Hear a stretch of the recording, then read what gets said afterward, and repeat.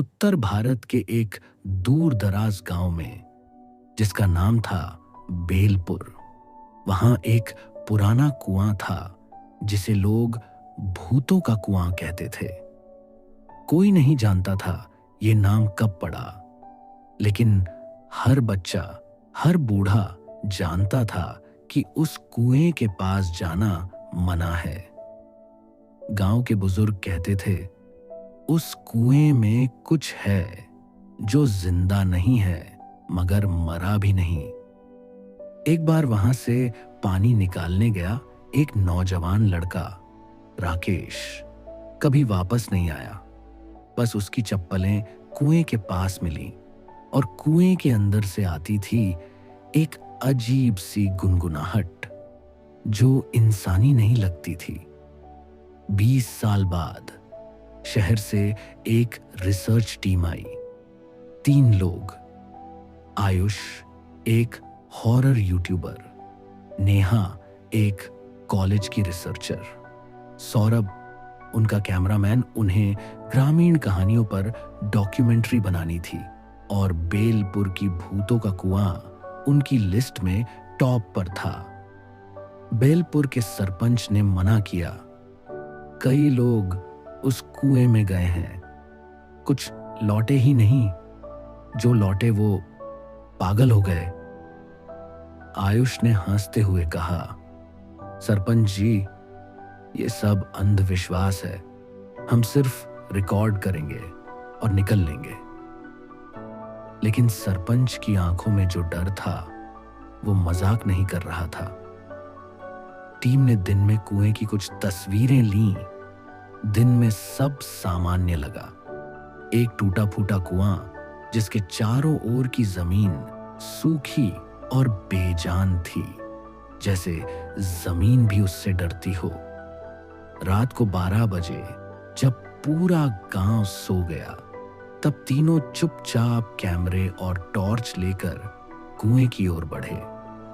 नेहा ने नोट किया कि वहां की हवा अलग थी, भारी, जैसे सांस लेना मुश्किल हो रहा हो। कुएं के पास पहुंचते ही टॉर्च की लाइट झपकने लगी। कैमरा भी रिकॉर्ड करना बंद कर गया। बैटरी फुल थी ना? सौरभ ने घबराते हुए पूछा। थी, आयुष ने धीरे से कहा। लगता है कोई चुंबकीय फील्ड है, लेकिन सच कुछ और था। आयुष ने कुएं में झांका। अंदर कुछ भी नहीं दिख रहा था, सिर्फ काली, न खत्म होने वाली गहराई। नेहा ने अपने बैग से एक ड्रॉप कैमरा निकाला जो रस्सी से बंधा था और कुएं में नीचे गिराया जा सकता था। जैसे जैसे कैमरा नीचे गया, स्क्रीन पर अजीब अजीब चित्र दिखने लगे। कभी किसी लड़की का चेहरा, कभी किसी की उंगली, कभी आंखें, सिर्फ आंखें जो कैमरे को घूर रही थी। फिर अचानक कैमरा बंद हो गया और तभी कुएं से किसी के गाने की आवाज आने लगी। बहुत धीमा, बहुत पुराना, जैसे कोई 100 साल पुरानी लोरी गा रहा हो। नेहा कांप गई। सौरभ ने फुसफुसाया, वो कोई नीचे है। आयुष ने डरते हुए टॉर्च कुएं के अंदर डाली और तभी किसी चीज ने झपट्टा मारा। टॉर्च गिर गई। एक साया कुएं से निकला, लंबा, दुबला, हाथों की उंगलियां असामान्य रूप से लंबी थीं और चेहरा इंसानी नहीं था।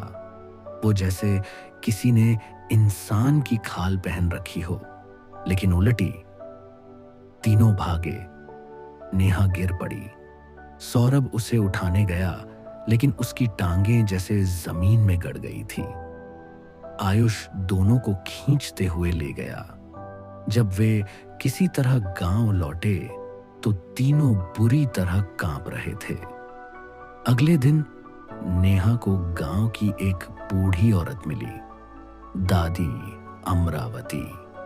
उसने चुपके से एक पुरानी डायरी नेहा को दी और कहा, इसमें सब लिखा है, कुएं की सच्चाई वो क्या है कि क्यों आता है, किसे ढूंढ रहा है। डायरी में लिखा था, साल 1899 में एक आदमी था, रघु पंडित। उसने गांव की 7 लड़कियों की बलि दी अमृता के लालच में। आखिरी लड़की की आत्मा ने उसे शाप दिया, अब तू न मरेगा न जिएगा, पर भूखा रहेगा हमेशा। तब से वो इसी कुएं में कैद है और हर 20 साल में बाहर आता है जब उसे ताजा खून चाहिए होता है। नेहा ने तुरंत कैलेंडर देखा। राकेश की मौत 20 साल पहले। अब समझ आ गया। नेहा ने सरपंच को सब बताया, लेकिन उन्होंने कहा, जो गया गया, हमें अब किसी को और नहीं खोना। लेकिन नेहा नहीं मानी। रात को वह अकेले कुएं पर गई, इस बार एक मिरर कैमरा और हवन सामग्री लेकर।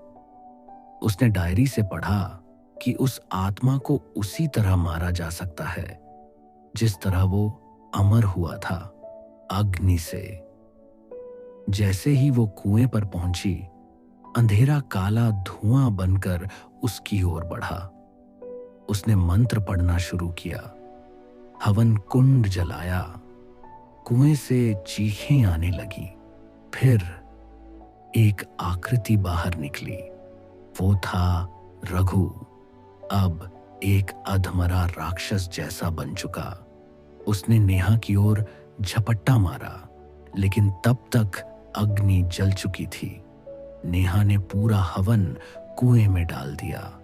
चीखें इतनी तेज जैसे 100 लोगों को एक साथ गलाया जा रहा हो। और फिर सब शांत हो गया। अगली सुबह कुआं सूखा और खाली मिला। गांव के लोग कहने लगे, अब डरने की जरूरत नहीं। नेहा, आयुष और सौरभ शहर लौट आए। उनकी डॉक्यूमेंट्री वायरल हो गई। लेकिन एक हफ्ते बाद सौरभ ने आत्महत्या कर ली और आयुष के घर में किसी के गाने की आवाज आने लगी। वही पुरानी लोरी। कहते हैं रघु की आत्मा पूरी तरह मरी नहीं, वो अब उस कैमरे में बंद है। जो भी उस वीडियो को देखता है वो उसकी अगली शिकार बनता है। क्या आपने वो डॉक्यूमेंट्री देखी है? नहीं? तो सोच लीजिए, बताइए अगली कहानी किस टॉपिक पर बनानी है।